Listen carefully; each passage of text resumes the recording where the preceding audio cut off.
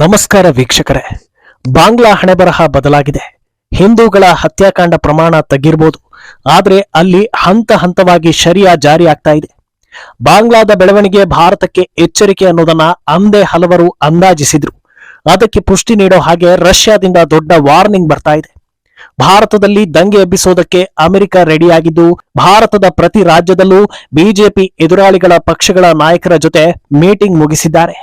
ಈಗಾಗಲೇ ಎಲ್ಲಾ ಪ್ಲಾನ್ ನಡೆದಿದ್ದು, ಅದು ಎಕ್ಸಿಕ್ಯೂಟ್ ಆಗೋದೊಂದೇ ಬಾಕಿ ಅಂತ ವಾರ್ನ್ ಮಾಡಿದೆ.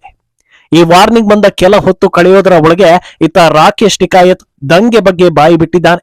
25 ಲಕ್ಷ ಪ್ರತಿಭಟನಾಕಾರರನ್ನ ಕರ್ಕೊಂಡು ಬಂದು ದೆಹಲಿಗೆ ನುಗ್ಗಿಸ್ತೀವಿ, ಬಾಂಗ್ಲಾದಲ್ಲಿ ಆದಂತ ದಂಗೆ ಇಲ್ಲೂ ಆಗುತ್ತೆ ಅನ್ನೋದನ್ನ ಓಪನ್ ಆಗಿ ಹೇಳಿದ್ದಾನೆ.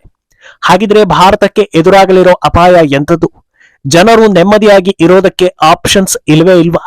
ಮೋದಿ ಸರ್ಕಾರ ದೇಶವನ್ನ ಬಚಾವ್ ಮಾಡುತ್ತಾ? ಇದೆಲ್ಲವನ್ನ ಒನ್ ಬೈ ಒನ್ ವಿವರಿಸ್ತಾ ಹೋಗ್ತೀವಿ. ಈ ವಿಡಿಯೋವನ್ನ ತಪ್ಪದೆ ಕೊನೆ ತನಕ ನೋಡಿ. ಅದಕ್ಕೂ ಮುನ್ನ ಮೀಡಿಯಾ ಮಾನ್ಸ್ಟರ್ ಚಾನೆಲ್ ಅನ್ನ ತಪ್ಪದೆ ಸಬ್ಸ್ಕ್ರೈಬ್ ಮಾಡಿ.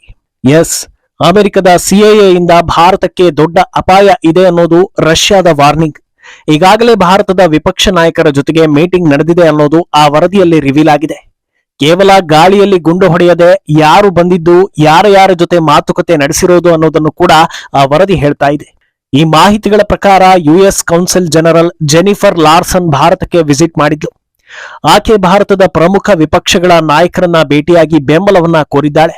ಎಐಎಂಐಎಂ ಸೇರಿ ಹಲವು ಪಕ್ಷಗಳು ಇದರಲ್ಲಿ ಭಾಗಿಯಾಗಿದ್ವು ಅನ್ನೋದು. ಅಂದಹಾಗೆ ಇವರ ಪ್ರಮುಖ ಅಜೆಂಡಾ ಪ್ರಧಾನಿ ಮೋದಿಯನ್ನ ಅಧಿಕಾರದಿಂದ ಕೆಳಗೆ ಇಳಿಸೋದು. ಅದಕ್ಕಾಗಿ ವಿವಿಧ ಹೋರಾಟಗಳನ್ನ ಆಕ್ಟಿವ್ ಮಾಡೋದು. ಇಲ್ಲಿ ಶಾಕಿಂಗ್ ವಿಚಾರ ಏನಂದ್ರೆ, ಆಕೆ ಎನ್ಡಿಎ ಮಿತ್ರಕೂಟದಲ್ಲಿರೋ ಚಂದ್ರಬಾಬು ನಾಯ್ಡುರನ್ನು ಭೇಟಿಯಾಗಿದ್ರು ಅನ್ನೋದು. ಆ ವರದಿಯಲ್ಲಿರೋ ಮಾಹಿತಿಗಳ ಪ್ರಕಾರ ಇತ್ತೀಚೆಗೆ ಮಿತ್ರ ಪಕ್ಷಗಳಿಂದ ಪ್ರಧಾನಿ ಮೋದಿಗೆ ಸರಿಯಾದ ರೀತಿಯ ಬೆಂಬಲ ಸಿಗ್ತಾ ಇಲ್ಲ. Waqf amendment bill, broadcasting service scheme ಸೇರಿ ಹಲವು ನಿರ್ಧಾರಗಳಲ್ಲಿ ಮಿತ್ರರು ಯೂಟರ್ನ್ ಹೊಡೆದಿದ್ದಾರೆ. ಆದ್ರಿಂದ ಇದೇ ಸರಿಯಾದ ಟೈಮ್ ಅಂತ ನಾಯ್ಡುರನ್ನು ಕೂಡ ಕಾಂಟ್ಯಾಕ್ಟ್ ಮಾಡಲಾಗಿದೆ. ಒಂದು ಕಡೆ ಹೊರಗೆ ಹೋರಾಟ ಮಾಡೋದು, ಇತ್ತ ಒಳಗೆ ವಿಶ್ವಾಸಮತದಲ್ಲಿ ಮೋದಿ ಅಂಡ್ ಟೀಮ್ಗೆ ಕೈ ಕೊಡೋ ಮೂಲಕ ಸರ್ಕಾರವನ್ನ ಉರುಳಿಸೋ ಪ್ಲಾನ್ ನಡೆದಿದೆ ಅಂತ ಮಾಹಿತಿಗಳು ಬರ್ತಾ ಇವೆ. ಇದಕ್ಕಾಗಿ ಈಗಾಗಲೇ ಎಲ್ಲಾ ರೂಪುರೇಷೆ ನಡೆದಿದೆ. ಬಹಳ ವ್ಯವಸ್ಥಿತವಾಗಿ ಬೆಣ್ಣೆಯಲ್ಲಿ ಕೂದಲು ತೆಗೆದಂತೆ ಮೋದಿಯನ್ನ ಕೆಳಗಿಳಿಸಿ ಹೊಸ ಸರ್ಕಾರವನ್ನ ಸ್ಥಾಪಿಸೋದು ಏಕೈಕ ಗುರಿ. ಹೊಸ ಸರ್ಕಾರ ಬರ್ತಾ ಇದ್ದ ಹಾಗೆ ಭಾರತ ವಿರೋಧಿ ವಿದೇಶಿಗಳ ಜೊತೆಗೆ ಮಾಡಿಕೊಂಡ ಟೈಅಪ್ಗಳಿಗೆ ಸಹಕರಿಸೋ ಕೆಲಸ ಆಗುತ್ತೆ ಅನ್ನೋ ಮಾತುಗಳು ಕೂಡ ಕೇಳಿ ಬರ್ತಾ ಇವೆ. ಇನ್ನು ರಷ್ಯಾ ವಾರ್ನಿಂಗ್ ಬಗ್ಗೆ ಮಾಹಿತಿಗಳು ಬರ್ತಾ ಇದ್ದ ಹಾಗೆ ಇತ್ತ ರೈತರ ಹೆಸರಲ್ಲಿ ಹೋರಾಟ ಮಾಡ್ತಾ ಇದ್ದ ರಾಕೇಶ್ ಟಿಕಾಯತ್ ಮತ್ತೆ ಮುನ್ನೆಲೆಗೆ ಬರ್ತಾ ಇದ್ದಾನೆ. ಬಾಂಗ್ಲಾದಲ್ಲಿ ಆಗಿರೋ ದಂಗೆಯೇ ಭಾರತದಲ್ಲಿ ಈ ಬಾರಿ ಏಳುತ್ತೆ ಅಂತ ಹೇಳಿದ್ದಾನೆ. ಅರ್ಥಾತ್ ಈ ದಂಗೆ ಎಬ್ಬಿಸೋದ್ರಲ್ಲಿ ನಮ್ಮ ಪಾತ್ರ ಇದ್ದೇ ಇರುತ್ತೆ ಅನ್ನೋದನ್ನ ಪರೋಕ್ಷವಾಗಿ ಒಪ್ಪಿಕೊಂಡಿದ್ದಾನೆ. ಹಾಗೆ ಮುಂದುವರೆದು ಈ ಬಾರಿ 25 ಲಕ್ಷ ಜನರನ್ನ ಕರ್ಕೊಂಡು ಹೋಗಿ ಪಾರ್ಲಿಮೆಂಟ್ ಭವನದ ಒಳಗೆ ನುಗ್ಗಿಸ್ಬಿಡ್ತೀವಿ. ಕಳೆದ ಬಾರಿಯೇ ಈ ಕೆಲಸ ಮಾಡ್ಬೇಕಿತ್ತು, ಆದ್ರೆ ನಾವು ಕೆಂಪು ಕೋಟೆಯತ್ತ ನುಗ್ಗಿದ್ವಿ. ಆಗ್ಲೇ ಪಾರ್ಲಿಮೆಂಟ್ ಭವನಕ್ಕೆ ನುಗ್ಗಿದ್ರೆ ಒಂದು ಕೆಲಸ ಆಗಿ ಹೋಗ್ತಾ ಇತ್ತು ಅಂತ ವಾರ್ನಿಂಗ್ ಕೊಟ್ಟಿದ್ದಾನೆ. ಈ ಮೂಲಕ ಭಾರತದಲ್ಲಿ ಕಾಂಗ್ರೆಸ್ ಕಡೆಯಿಂದ ದಂಗೆ ಏಳುತ್ತೆ ಅನ್ನೋದು ಬಿಜೆಪಿ ಆರೋಪ ಅಲ್ಲ, ಅದೇ ಸತ್ಯ ಅನ್ನೋದನ್ನ ಭವ್ಯ ಭಾರತದ ಸತ್ಪ್ರಜೆಗಳಿಗೆ ತಿಳಿಸಿದ್ದಾನೆ. ಅಂದಹಾಗೆ ಇದೇನೋ ತಮ್ಮ ಲಾಭಕ್ಕಾಗಿ ನಡೀತಾ ಇರೋ ಹೋರಾಟದ ಬಗ್ಗೆ ಹೇಳಿರ್ಬೋದು ಅಂತ ಸುಮ್ಮನಾಗ್ಬೋದೇನೋ. ಆದ್ರೆ ವಿಶ್ವವನ್ನೇ ಬೆಚ್ಚಿ ಬೀಳಿಸಿರೋ ಬಂಗಾಳದ ಅತ್ಯಾಚಾರ ಕೇಸ್ ಬಗ್ಗೆ ಟಿಕಾಯತ್ ಒಂದು ಮಾತನ್ನ ಹೇಳಿದ್ದಾನೆ. ಅದೇನಂದ್ರೆ, ಬಂಗಾಳದ ವೈದ್ಯ ರೇಪ್ ಅಂಡ್ ಮರ್ಡರ್ ಕೇಸನ್ನ ಬಿಜೆಪಿ ಅನಗತ್ಯವಾಗಿ ದೊಡ್ಡದು ಮಾಡ್ತಾ ಇದೆ ಅಂತ. ಬಂಗಾಳ ಸರ್ಕಾರಕ್ಕೆ ಕಪ್ಪು ಚುಕ್ಕೆ ಬರಲಿ ಅನ್ನೋ ಕಾರಣಕ್ಕೆ ಬಿಜೆಪಿ ಹೀಗೆಲ್ಲ ಮಾಡ್ತಾ ಇದೆ.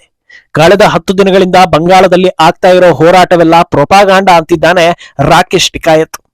ಅಂದ್ರೆ ಶ್ರೀಯುತರ ಪ್ರಕಾರ ಒಬ್ಬ ವೈದ್ಯನ್ನ ಅತ್ಯಾಚಾರ ಮಾಡಿ ಕಗ್ಗೊಲೆ ಮಾಡೋದು, ಕೊನೆಗೆ ಅದನ್ನ ಸೂಸೈಡ್ ಅಂತ ಹೇಳೋದು, ಸಾಕ್ಷ್ಯ ನಾಶ ಮಾಡೋದು, ಅಪರಾಧಿಗಳನ್ನ ಬಚಾವ್ ಮಾಡೋದಕ್ಕೆ ಸರ್ಕಾರ ಬೆಂಬಲ ಕೊಡೋದು, ನ್ಯಾಯ ಕೇಳೋ ಜನರನ್ನ ಜೈಲಿಗಟ್ಟೋದು, ಇದ್ಯಾವುದು ಕೂಡ ದೊಡ್ಡ ವಿಷಯ ಅಲ್ವೇ ಅಲ್ಲ. ರೈತರ ಹೆಸರಲ್ಲಿ ಹೋರಾಟ ಮಾಡೋ ಟಿಕಾಯತ್ಗೆ ಮಾನವೀಯತೆ ಇಲ್ವಾ ಅಂತ ಜನರು ಪ್ರಶ್ನೆ ಮಾಡ್ತಾ ಇದ್ದಾರೆ. ಅಲ್ಲದೆ ನಿಮ್ಮ ಮನೆಯ ಹೆಣ್ಣು ಮಕ್ಕಳಿಗೆ ಈ ರೀತಿ ಆದ್ರೆ ನಾರ್ಮಲ್ ಕೇಸ್ ಅಂತ ಅನ್ಸುತ್ತಾ ಅಂತ ಜನರು ಕೇಳ್ತಾ ಇದ್ದಾರೆ. ಬಂಗಾಳದ ರೇಪ್ ಕೇಸ್ ಸಂಬಂಧ ಕಾಂಗ್ರೆಸ್ ಕೂಡ ದನಿ ಎತ್ತಿತ್ತು. ಅದಕ್ಕೆ ಟಿಎಂಸಿ ಟಕ್ಕರ್ ಕೊಟ್ಟಿತ್ತು ಅನ್ನೋದನ್ನ ನಿನ್ನೆಯ ಎಪಿಸೋಡ್ ನಲ್ಲಿ ಹೇಳಿದ್ವಿ. ಆದ್ರೆ ಈಗ ಅತ್ಯಾಚಾರಿಗಳನ್ನ ಬಚಾವ್ ಮಾಡೋದಕ್ಕೆ ನಿಂತ ದೀದಿಗೆ ಎಲ್ಲಾ ವಿಪಕ್ಷ ನಾಯಕರು ಫುಲ್ ಸಪೋರ್ಟ್ ಕೊಡ್ತಾ ಇದ್ದಾರೆ. ಪ್ರೆಸ್ ಮೀಟ್ ವೇಳೆ ಮಾಧ್ಯಮಗಳು ರಾಹುಲ್ಗೆ ಬಂಗಾಳದ ರೇಪ್ ಬಗ್ಗೆ ಏನ್ ಹೇಳ್ತೀರಾ ಅಂತ ಪ್ರಶ್ನೆ ಮಾಡಿವೆ. ಇದಕ್ಕೆ ಉತ್ತರಿಸೋ ರಾಹುಲ್ ಗಾಂಧಿ, ನೀವು ಇಂಥ ಪ್ರಶ್ನೆಗಳನ್ನ ಕೇಳಿ ನನ್ನನ್ನ ಡಿಸ್ಟ್ರಾಕ್ಟ್ ಮಾಡೋ ಯತ್ನ ಮಾಡ್ತಾ ಇದ್ದೀರಾ ಅಂತ ಹೇಳಿದ್ದಾರೆ. ಇದಕ್ಕೆ ಬಿಜೆಪಿ ನಾಯಕರು ರಾಹುಲ್ ವಿರುದ್ಧ ವಾಗ್ದಾಳಿ ನಡೆಸಿದ್ದು, ಇಂಥ ವಿಷಯಗಳು ನಿಮ್ಮನ್ನ ಡಿಸ್ಟ್ರಾಕ್ಟ್ ಮಾಡುತ್ತಾ, ನಾಚಿಕೆ ಆಗ್ಬೇಕು ಅಂತ ಬೈದಿದ್ದಾರೆ. ಇಡೀ ದೇಶ ವೈದ್ಯ ಸಾವಿಗೆ ನ್ಯಾಯ ಸಿಗಬೇಕು ಅಂತ ಬಯಸ್ತಾ ಇದ್ರೆ ನಿಮಗೆ ಅದು ಡಿಸ್ಟ್ರಾಕ್ಟ್ ಮಾಡ್ತಾ ಇದೆಯಾ? ಇದು ಸ್ತ್ರೀ ಕುಲಕ್ಕೆ ಮಾಡಿದ ಅಪಮಾನ ಅಂತ ದೂರ್ತಾ ಇದ್ದಾರೆ. ಅಂದಹಾಗೆ ಅತ್ಯಾಚಾರ ವಿಚಾರದಲ್ಲೂ ಇಂಡಿ ಒಕ್ಕೂಟ ಒಂದಾಗೋದಕ್ಕೆ ಕಾರಣವೇ ಮೋದಿಯನ್ನ ಕೆಳಗಿಳಿಸೋ ಏಕೈಕ ಗುರಿ ಅಂತ ವ್ಯಾಖ್ಯಾನಿಸಲಾಗ್ತಾ ಇದೆ. ಈಗ ಎಲ್ಲ ರೆಡಿ ಆಗಿದೆ. ಎಟ್ ಎ ಟೈಮ್ ಹೋರಾಟ ಶುರು ಮಾಡೋದು ಒಂದೇ ಬಾಕಿ ಆಗಿರೋದು. ಇದೆಲ್ಲದಕ್ಕಿಂತ ಶಾಕಿಂಗ್ ವಿಚಾರ ಏನಂದ್ರೆ, ಒಂದು ಸಲ ಹೋರಾಟ ಶುರುವಾಯಿತು ಅಂದ್ರೆ ಬಿಜೆಪಿಗೆ ತಿಪ್ಪರ್ ಲಾಗ ಹಾಕಿದ್ರು ಕಂಟ್ರೋಲ್ ಮಾಡೋದಕ್ಕೆ ಸಾಧ್ಯವಿಲ್ಲ ಅನ್ನೋದು. ಯಾಕಂದ್ರೆ ಜನರಿಗೆ ತೊಂದರೆ ಆಗ್ತಾ ಇದೆ ಅಂತ ಅವರ ಮೇಲೆ ಆಕ್ಷನ್ ತೆಗೆದುಕೊಂಡ್ರೆ ಪ್ರಜಾಪ್ರಭುತ್ವಕ್ಕೆ ಧಕ್ಕೆ ಅಂತ ಟೂಲ್ ಕಿಟ್ ಶುರುವಾಗುತ್ತೆ. ಯಾವ ಆಕ್ಷನ್ ಕೂಡ ತೆಗೆದುಕೊಳ್ಳದೆ ಇದ್ರೆ ಸಿಕ್ಕ ಕಡೆಯಿಂದ ದಾಂಧಲೆ ಎಬ್ಬಿಸಿ ಮೋದಿ ಸರ್ಕಾರ ಸರಿ ಇಲ್ಲ ಅಂತ ಜನರಿಗೆ ಅಭಿಪ್ರಾಯ ಬರುವಂತೆ ಮಾಡ್ತಾರೆ. ಒಂದು ವೇಳೆ ಯಾವ್ದಾದ್ರೂ ಲೀಡರ್ ಅರೆಸ್ಟ್ ಆದ್ರೆ ಇದಕ್ಕೆಂದೇ ಕತೆ ಕವನ ಬರೆದು ಜನರ ದಿಕ್ಕು ತಪ್ಪಿಸೋ ಗಣ್ಯರೆಲ್ಲ ಆಕ್ಟಿವ್ ಆಗ್ತಾರೆ. ಆದ್ರಿಂದ ಹೇಗೆ ಲೆಕ್ಕ ಹಾಕಿದ್ರೂ ಇದು ಮೋದಿ ಹಾಗೂ ಬಿಜೆಪಿಗೆ ಡ್ಯಾಮೇಜ್ ಅಂತ ಹೇಳಲಾಗ್ತಾ ಇದೆ. ಇದೆಲ್ಲದಕ್ಕಿಂತ ಶಾಕಿಂಗ್ ವಿಚಾರ ಇನ್ನೊಂದಿದೆ. ಅದೇನೆಂದ್ರೆ ಕಾಂಗ್ರೆಸ್ಗೆ ಹಿನ್ನಡೆ ತರಿಸೋ ದೊಡ್ಡ ವಿಚಾರ ಅಂದ್ರೆ ಅದು ಎಮರ್ಜೆನ್ಸಿ. ಅದನ್ನ ಡಿಫೆಂಡ್ ಮಾಡೋದಕ್ಕೆ ಸಾಧ್ಯವೇ ಇಲ್ಲ. ಈ ಹಿನ್ನೆಲೆ ಬಿಜೆಪಿ ಸರ್ಕಾರದಲ್ಲೂ ದೊಡ್ಡ ದಂಗೆ ಆಯ್ತು ಅಂತ ಬಿಂಬಿಸೋ ಹಿನ್ನೆಲೆ 25 ಲಕ್ಷ ಗಲಭೆಕೋರರನ್ನ ಸೇರಿಸ್ತಾ ಇದ್ದಾರೆ ಅನ್ನೋ ಮಾತುಗಳು ಕೇಳಿ ಬರ್ತಾ ಇವೆ. ಆಗಿದ್ದಾಗ್ಲಿ ಅಂತ ದುಡುಕಿ ಬಿಜೆಪಿ ಖಡಕ್ ಆಕ್ಷನ್ ತೆಗೆದುಕೊಂಡ್ರು ಅಂದ್ರೆ ಇದನ್ನ ಪ್ರಜಾಪ್ರಭುತ್ವಕ್ಕೆ ಧಕ್ಕೆ ಅಂತ ಬಿಂಬಿಸಿ ಆರ್ಟಿಕಲ್ ಬರೆಸಿ ಅವಕಾಶ ಸಿಕ್ಕಾಗ ಟೆಕ್ಸ್ಟ್ ಬುಕ್ ಗಳಲ್ಲಿ ಅದನ್ನ ಪಾಠವನ್ನ ಮಾಡಿ ಮಕ್ಕಳಿಗೆ ಕಲಿಸಿ ಶಾಶ್ವತವಾಗಿ ಮೋದಿ ಹಾಗೂ ಬಿಜೆಪಿ ಭಾರತಕ್ಕೆ ವಿಲನ್ ಅನ್ನೋದನ್ನ ಬಾಲ್ಯದಲ್ಲೇ ಮಕ್ಕಳ ತಲೆಗೆ ತುಂಬಿಸಬೇಕು ಅನ್ನೋ ಉದ್ದೇಶ ಇದೆ ಅಂತಲೂ ಕೆಲವರು ಚರ್ಚೆ ಮಾಡ್ತಾ ಇದ್ದಾರೆ. ಯಾಕಂದ್ರೆ ಚಿಕ್ಕ ವಯಸ್ಸಲ್ಲಿ ಯಾವ ವಿಚಾರವನ್ನ ತಲೆಗೆ ತುಂಬ್ತಾರೋ ವಯಸ್ಸಾದ್ಮೇಲೂ ಅದೇ ವಿಚಾರ ಪರ್ಮನೆಂಟ್ ಆಗಿ ಉಳ್ಕೊಳ್ಳುತ್ತೆ. ಆದ್ರಿಂದ ರೈತ ಹೋರಾಟ ವಿಚಾರದಲ್ಲಿ ಮೋದಿಯನ್ನ ವಿಲನ್ ಮಾಡಿ ಕೆಳಗಿಳಿಸುವವರೆಗೂ ಇದನ್ನ ಬಿಡೋದಿಲ್ಲ ಅನ್ನೋ ನಿಟ್ಟಿನಲ್ಲೂ ಕೂಡ ಚರ್ಚೆಗಳಾಗ್ತಾ ಇವೆ. ಏನು ಇಷ್ಟೆಲ್ಲಾ ದೇಶದಲ್ಲಿ ಆಗ್ತಾ ಇದ್ರು ಮೋದಿ ಸರ್ಕಾರ ಯಾಕೆ ಸೈಲೆಂಟ್ ಆಗಿದೆ ಅನ್ನೋದು ಹಲವರಲ್ಲಿರೋ ಸಂಶಯ. ಕೆಲವರು ಸೈಲೆಂಟ್ ಆಗಿ ಪ್ರಧಾನಿ ಮೋದಿ ಭಾರತವನ್ನ ಸೇಫ್ ಮಾಡೋದಕ್ಕೆ ಪ್ಲಾನ್ ಮಾಡ್ತಾ ಇರ್ಬೋದು ಅಂತ ಹೇಳ್ತಾರೆ. ಆದ್ರೆ ಇನ್ನು ಕೆಲವರು ಮೋದಿ ಸೈಲೆಂಟ್ ಆಗಿದ್ದಾರೆ, ಹೀಗಿದ್ರೆ ದೇಶ ಮುಂದೆ ಹಲವು ಸವಾಲುಗಳನ್ನ ಎದುರಿಸಬೇಕಾಗುತ್ತೆ ಅನ್ನೋ ಅಭಿಪ್ರಾಯವನ್ನ ಹೊರ ಹಾಕ್ತಾ ಇದ್ದಾರೆ. ಆದ್ರೆ ಕೇಂದ್ರ ಸರ್ಕಾರ ಸದ್ಯದಲ್ಲೇ ಮಹತ್ವದ ಹೆಜ್ಜೆ ಇರಿಸುತ್ತೆ ಅನ್ನೋ ನಿರೀಕ್ಷೆಯಲ್ಲಿ ಬಹಳಷ್ಟು ಜನರು ಇದ್ದಾರೆ.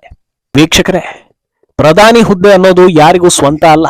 ಅಲ್ಲಿ ಮೋದಿಯೇ ಕೂರ್ಬೇಕು, ಇನ್ನೊಬ್ಬರೇ ಕೂರ್ಬೇಕು ಅನ್ನೋದೆಲ್ಲ ಮೂರ್ಖರ ವಾದ. ಆದ್ರೆ ಅಲ್ಲಿ ಕೂರುವವರಿಗೆ ಕನಿಷ್ಠ ದೇಶ ಪ್ರೇಮ ಇರಬೇಕಲ್ವಾ? ಭಾರತದ ಜನರ ಬಗ್ಗೆ ಕಾಳಜಿ ಇರಬೇಕಲ್ವಾ? ದೇಶದ ಅಭಿವೃದ್ಧಿ ಬಗ್ಗೆ ಒಂದಾದ್ರೂ ಮಾತುಗಳು ಬರ್ಬೇಕಲ್ವಾ? ದಿನ ಬೆಳಗಾದ್ರೆ ಭಾರತದಲ್ಲಿ ದಂಗೆ ಏಳೋ ದಿನಗಳು ಬಂದ್ರೆ ಹೇಗಿರುತ್ತೆ ಅನ್ನೋದನ್ನ ಒಮ್ಮೆ ಅಕ್ಕಪಕ್ಕದ ದೇಶಗಳಲ್ಲಿ ಆಗ್ತಾ ಇರೋ ಬೆಳವಣಿಗೆಗಳನ್ನ ನೋಡಿ ಅರ್ಥ ಮಾಡ್ಕೊಳ್ಬೇಕಿದೆ.